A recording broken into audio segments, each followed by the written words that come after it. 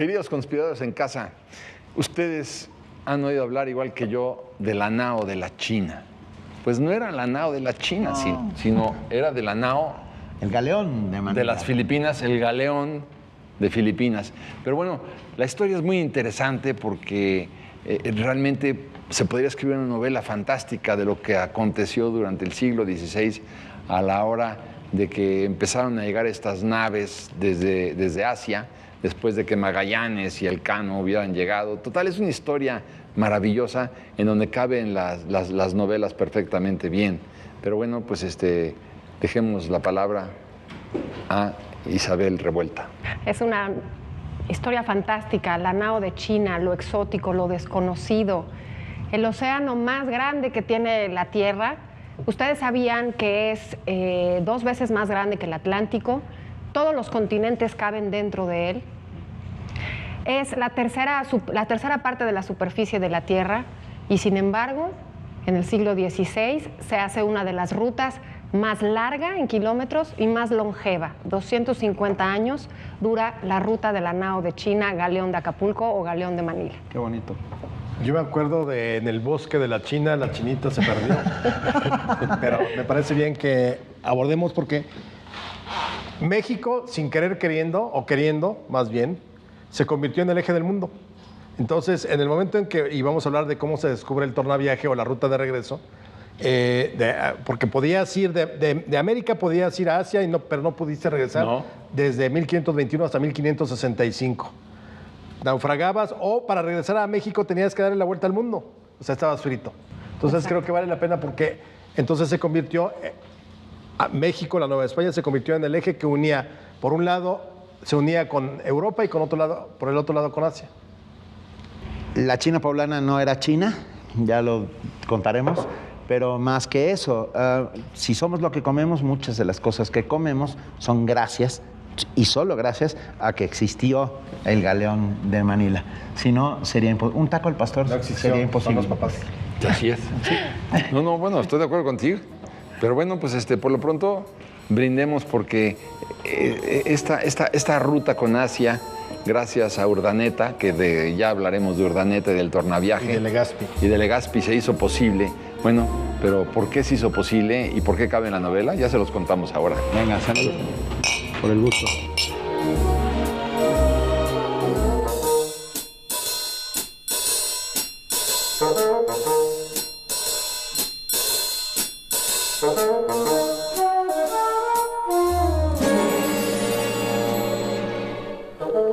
Bueno, recordemos que Fernando de Magallanes finalmente intenta hacer el viaje de circunnavegación alrededor del mundo, pues ya estamos hablando de 1519, pero bueno, en Filipinas fracasa su encomienda o su objetivo. ¿Por qué razón? Porque le dan un flechazo con una flecha envenenada y muere Ferdinand de Magallanes. Pero lo termina Elcano. Y lo termina Sebastián Elcano, que sale de Filipinas, pasa por el Cabo de Nueva Esperanza y llega de nueva cuenta a Portugal. Qué grandes exploradores. No, bueno, hay que pensar lo que era eso. No más que no se les ocurrió el regreso. No, Entonces pudieron dar muy bien la vuelta de ida. O sea, digamos, partiendo de América, Sí. cruzando el estrecho... De Magallanes. Así se llamó, claro. y dándole la vuelta perfectamente hasta llegar a España. Muy bien, pero ¿cómo regresabas?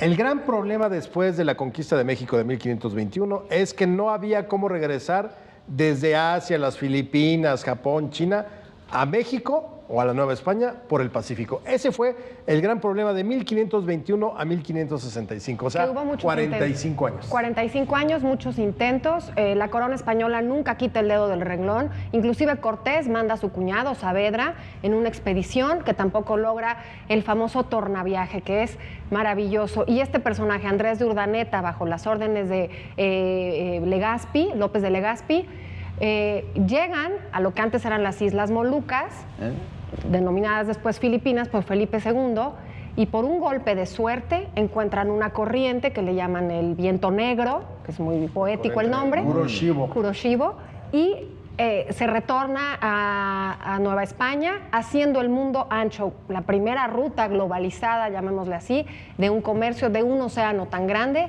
y empieza una época fantástica de intercambios polífonos económicos, en el lenguaje, culturales y... Pero aquí es donde cabe la novela, Chave. La novela cabe aquí porque hay que imaginarse lo que era que zarparas tú de Manila, ¿no? En dirección a las costas de hoy Guerrero, digamos, de Acapulco. Y bueno, en el camino te tocaba la calma chicha. La calma chicha es que no había cero viento. Y te quedas parado, sin alimentos, sin agua, sin frutas, sin legumbres. ¿Y qué hacías con la calma chicha? Bueno, la calma chicha era la peor maldición para los navegantes. Sí. Pero bueno, después de esto te daba una enfermedad de aquellos tiempos que era el escorbuto, que era los dientes. Era una falta de vitamina C que podía degenerar después de cierto tiempo con hemorragias internas, hemorragias sobre todo nasales, bucales, nasales, y que te morías desangrado por la falta de vitamina C por no comer frutas. Luego ya sale un médico norteamericano, por cierto, que dice que con comer limón o con comer cualquier fruta fresca que tuviera vitamina C se eliminaba el escorbuto. Pero en aquella época o tenías la calma chicha o tenías el escorbuto porque no llegabas al otro lado, porque no habían descubierto la corriente que venía del norte de, digamos, arriba de San Francisco, digamos, para llegar a las costas mexicanas, y después los piratas. Esta es la novela. ¿Cuántos barcos llegaron provenientes de Filipinas, donde finalmente atracaban digamos, en Baja California o en las costas de Michoacán o de Guerrero? Entraban y todos estaban absolutamente muertos, ¿sí? Pero no muertos de hace un día o dos, sino muertos a lo mejor de un par de meses para atrás.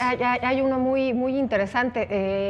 La nao Santana es atacada por el mismísimo Francis Drake, consentidazo de Isabel I, que hasta lo hace Sir, lo nombra caballero, y el virrey en turno, no me acuerdo bien, me parece que es Palacios, bueno, el responsable de decir vamos a atacar al corsario por las costas de California, no, ya se fue. Claro que no, se roban la plata, llegan apenas muertos con la mitad de la nao quemada, y sí, había mucha piratería, los piratas famosos. Pero fíjate, la novela yo podría empezar desde antes, o sea, desde esos intentos de la gente que salía de Zacatula o de lo que hoy es Ixtapa o de Acapulco con la expedición hacia el Pacífico, porque naufragaban cuando intentaban regresar. Y entonces Urdaneta había sido navegante, pero ya estaba metido en la vida monacal, por eso es fraile. Sí. Y lo sacan del convento o del monasterio para decirle, oiga, pues ya sabemos que usted sí le hace a la navegación, véngase. Llegan a la parte de Asia, él y Legazpi. Legazpi se queda ahí porque él es el que va a encabezar la conquista de las Filipinas. Así es. Y le dicen, Urdaneta, pues a ti te toca regresarte, ni modo, pues a ver cómo le haces, tienes que encontrar el camino. Y él entonces empieza a averiguar en Japón, y en Japón le dicen que la corriente negra está muy al norte. Así es. Porque antes lo hacían más hacia el hemisferio sur. Más en el paralelo, sí. Y entonces es cuando dicen que era una corriente muy cálida que permitía la navegación, y él llega, después de como 4 o 5 meses, a Alta California. Y hay aquí una historia que a lo mejor no viene al caso, pero viene. Hay orden en mi locura. Thor Heyerdahl. Thor Heyerdahl, un expedicionario escandinavo que decide demostrar que desde las Fiji se puede llegar a América por medio de balsas de papiro. Y en los años 50 hace una expedición con su famosa balsa llamada Ra, sí, y lo logra 2 veces. Esto quiere decir que había antes de estos viajes de los que estamos hablando y que abren el mundo, como muy bien y muy bellamente decía Isabel, como antes tuvimos influencia de alguna u otra manera. Sobre todo del norte. Sobre todo del norte. Yo creí que las Fiji eran unas hermanas de cascos ligeros. Sí, pero de pocos. Sí. Pero bueno, hay que pensar... Oye, son grandes jugadores de rugby y luego de fútbol también ahora. Ah, sí. Oye, pero hay que pensar también en las supersticiones religiosas. Bueno. cuando te decían, hay un punto a la mitad del océano donde hay una barranca gigantesca, una cascada interminable, donde vas a caer y te van a devorar monstruos inimaginables. Inimaginable, Esa es de la- tamaños colosales. Si tú ves los mapas del siglo XVI y XVII, Todos. en todos aparecen monstruos marinos. Sí. La idea de las sirenas, o sea, Claro. realmente había que tener valor Mucho valor. para aventurarte, porque además, ya una vez que se descubre la ruta de regreso, entonces en 1571 se funda la Compañía de la Nao de China. La Nao de China no es nada más el barquito, era una compañía con que varios. se dedicaba con varios galeones, pero el galeón solo lo podía hacer el viaje una vez al año. Entonces salía en una temporada 4 meses de ida y más o menos 4 meses de vuelta. Y pues obviamente quien se aventuraba sabía que igual no llegaba por el escorbuto, por mil otras Sí, y en cosas. algunos viajes inclusive tardó 9 meses. Hay una crónica de una de esas naos que tardan 9 meses. Y las historias de los que no llegaron, de los que en total en estos 250 años se tiene registro de 108 viajes, de los cuales 26 naufragan y 4 son atacados por piratas. Entonces todas esas historias se iban contando durante el trayecto, que era verdaderamente terrible. No había espacio, hacinamiento, venían cargados de cosas maravillosas.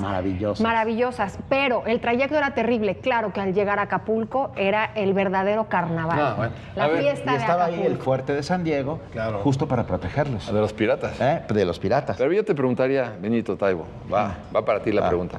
Tú estás en este momento en Filipinas. Sí. Y yo te digo, Benito, vas a ser marinero, vas a cruzar el Pacífico, ¿no? Porque vas a cruzar el Pacífico. Y después de cruzar el Pacífico te digo, te puede atacar el escorbuto porque a lo mejor nunca llegamos. Te pueden atacar los piratas, te pueden atacar los ciclones, te puede atacar la calma chicha.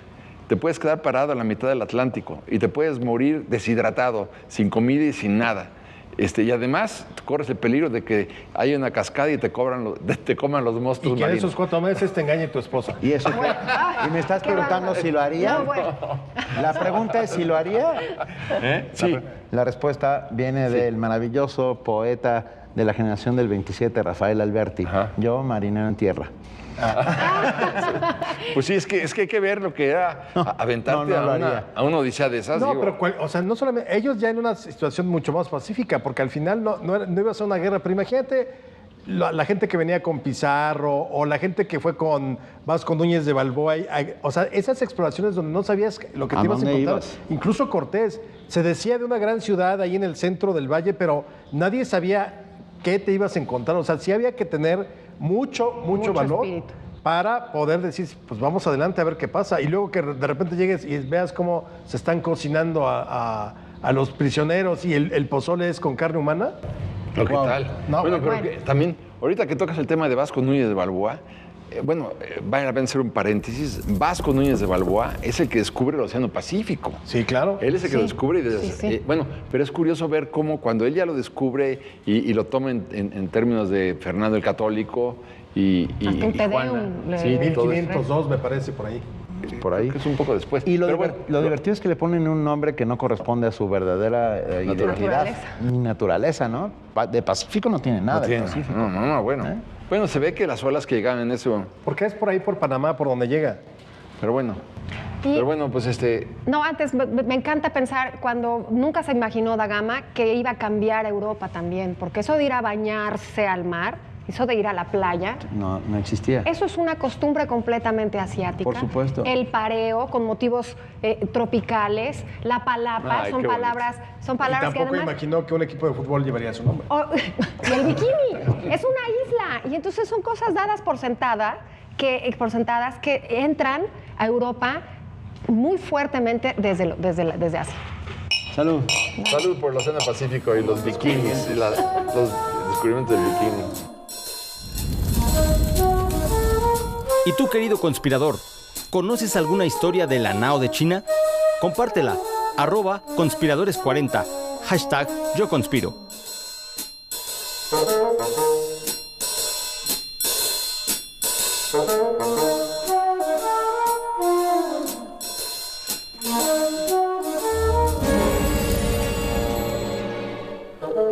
Le damos una vuelta.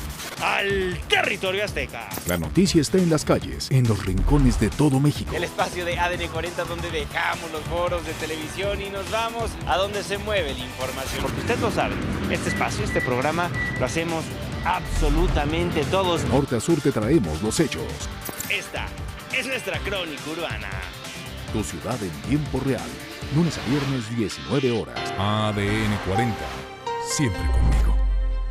En punto de las 9 de la noche conoce los acontecimientos que son y serán noticia. Periodismo oportuno y veraz que llega hasta ti.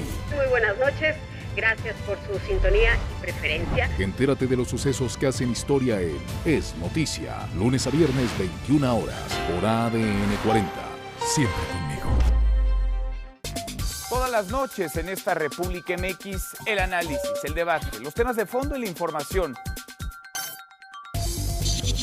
La libertad de opinar, la pluralidad. Soy Manuel López San Martín, acompaña. Noticias República MX. Lunes a viernes, 22 horas. ADN 40. Siempre conmigo. Antes de que termine la tarde, hacemos el recuento de los acontecimientos coyunturales, acompañado de información que está sucediendo. Invito a que juntos recibamos en la noche en un recorrido por la información. Noticias de ida y vuelta con Alejandro Brock. Lunes a viernes a las 18 horas. ADN 40. Siempre conmigo. Los fines de semana la información también es constante. Viridiana Hernández te presenta Noticias de ida y vuelta. Nadie imaginó que las intensas lluvias se llevarían casas y algunos caminos. Sábados 11 horas y domingos 15 horas. ADN 40. Siempre conmigo. Juntos vamos a revisar, vamos a analizar lo más importante de la semana. Sucesos que importan, la información ágil y honesta, sucesos que impactan, los acontecimientos que marcan el día a día, de lo nacional a lo internacional, la información que tú necesitas. ADN 40 en red, lunes a viernes, 20 horas. ADN 40, siempre conmigo.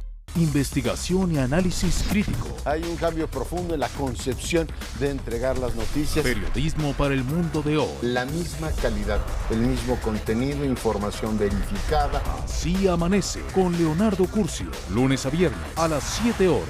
Por ADN 40. Siempre conmigo. Es de mañana. Somos la voz de las causas sociales. Hay una puerta de esperanza para darle seguimiento y que se haga justicia. Análisis y reflexión para entender tu entorno. Acompáñenos con todas nuestras plataformas. Opine. Es de mañana, lunes a viernes, a las 8 horas. Por ADN 40. Siempre conmigo.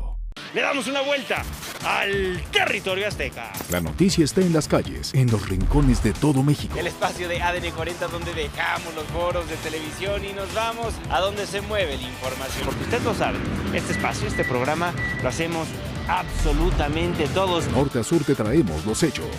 Esta es nuestra...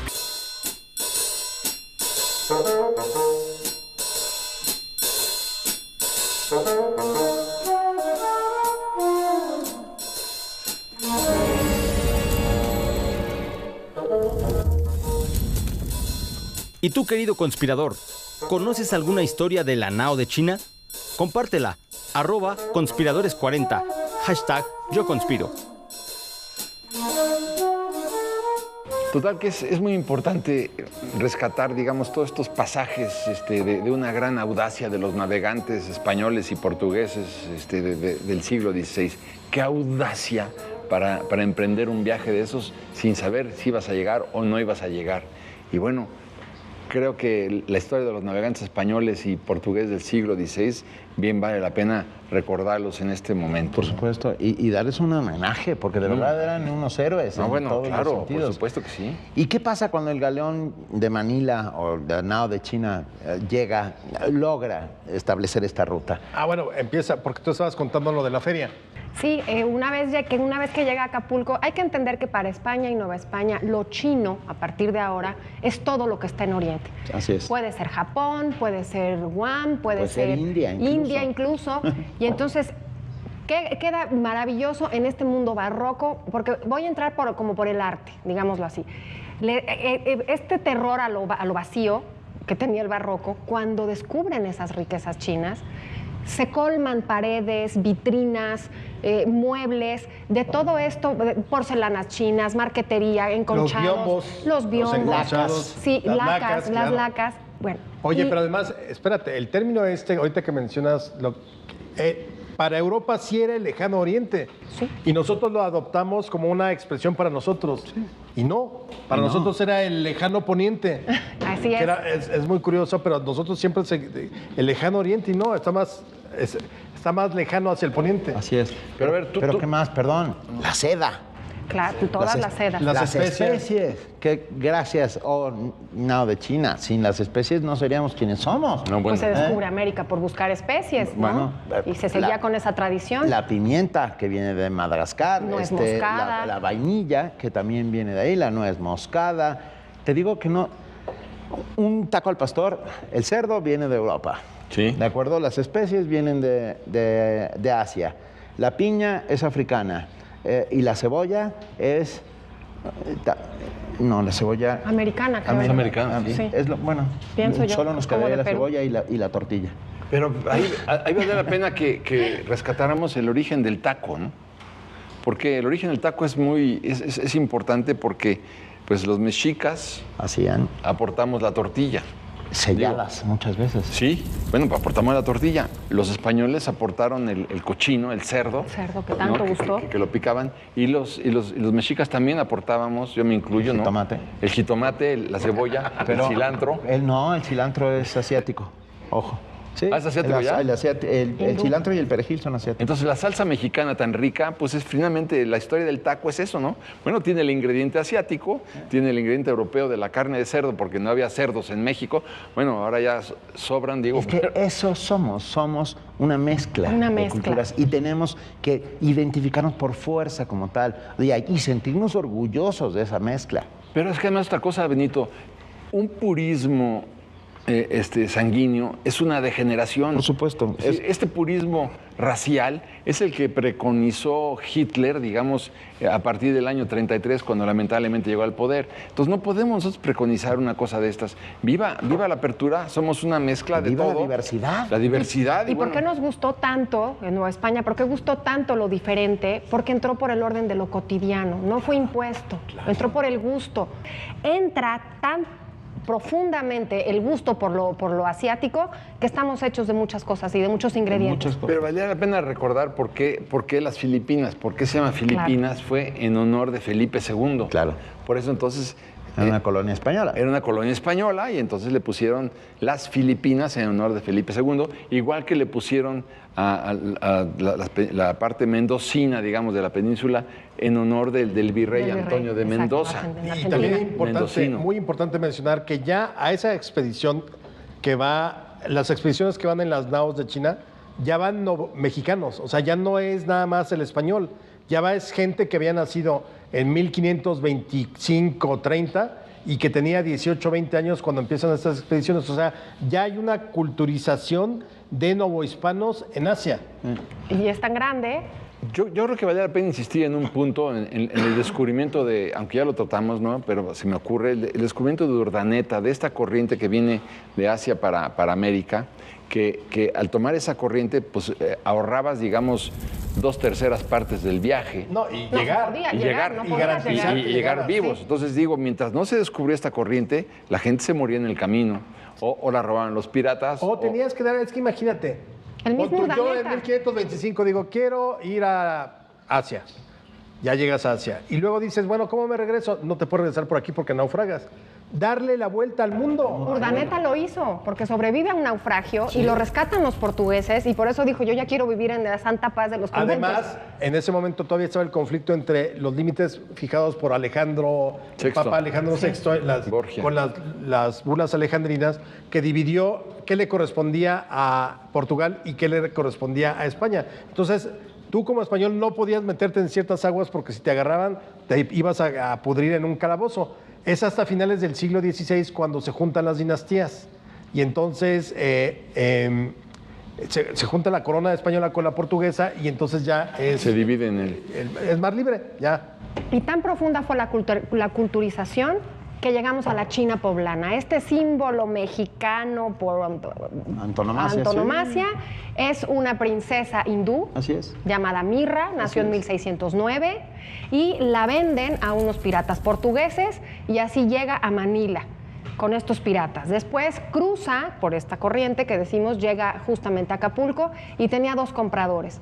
Pudo haber sido un religioso, pero se queda con un comerciante que vive con ella como una hija adoptiva, le da la religión cristiana, pero no deja de ser, pues, tipo esclava, ¿no? Pero el mito nace ahí, es una mujer de la vida real.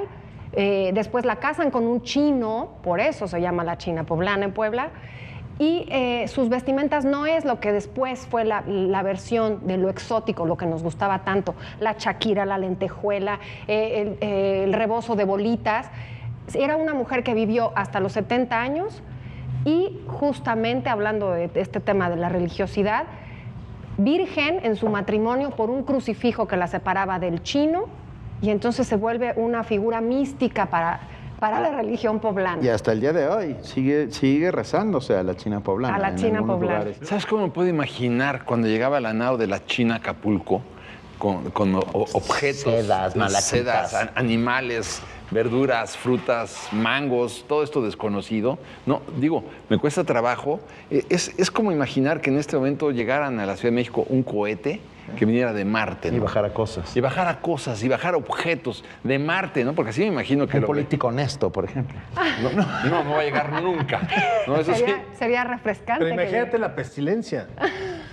Por lo largo del viaje. Sí. Yo creo que no traían alimentos perecederos, ¿eh? Yo creo que traían semillas. Semillas. Sí, semillas. Sí, y pura cosa, objeto. Y obviamente las especias. Claro, pimienta. por tonelada. Sí, claro. Sí, porque hay que pensar que no tenían refrigerador. No, claro. O sea, sí tenían un problema Ni con hielo. Eso. No. Y el hielo no hubiera aguantado.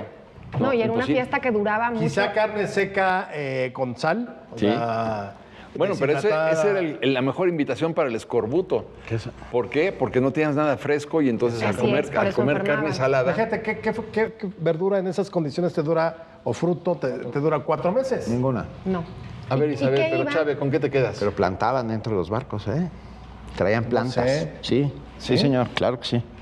Traían... Sí, plantas, por supuesto. Eso te lo acabas de sacar de la banda. No, claro que traían plantas. Bueno, pues las traían Traían en macetas, plantas. No te iba a dar, no era un naranjo, por favor. Yo me acuerdo mucho... Había naranjos chinos pequeñitos, por supuesto. Me acuerdo mucho que le entrevistan a un loco que está en un árbol y dice, ¿tú qué estás haciendo en ese árbol? Y dice, yo estoy comiendo nueces. ¿Cómo vas a estar comiendo nueces en un manzano? Le preguntan al loco y dice, loco, que no tiene nada que ver, yo las tengo aquí, las nueces en una bolsita. A ver, Isabel, ¿con qué te quedas? Es un proceso de culturalización importantísimo, duró 250 años, la influencia es maravillosa en música, en cocina, en lo que se llevaba tanto de España como a Filipinas, no nada más fue los pesos de Nueva España, circularon hasta muy entrado el 19 en Japón, inclusive que Japón hacía monedas. ¿Con qué me quedo? Con la riqueza de abrir puertas, hoy que viene tan a cuento. Abrir puertas, aprender de los otros y asimilarlo, con eso me quedo.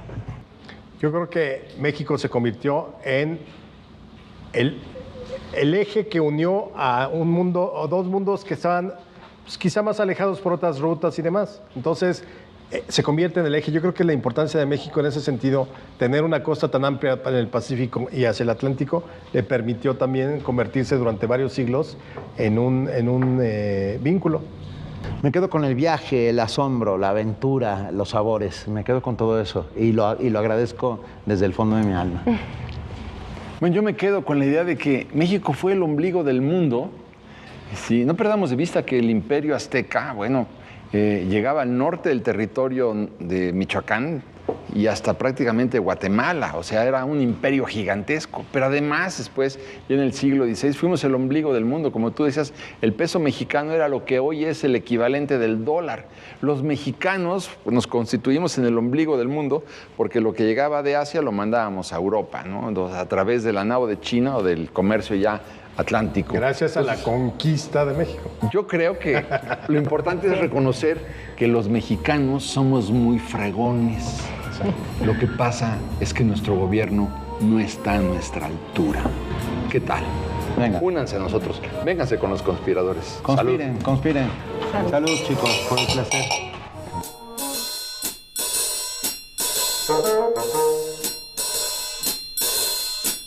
Salud.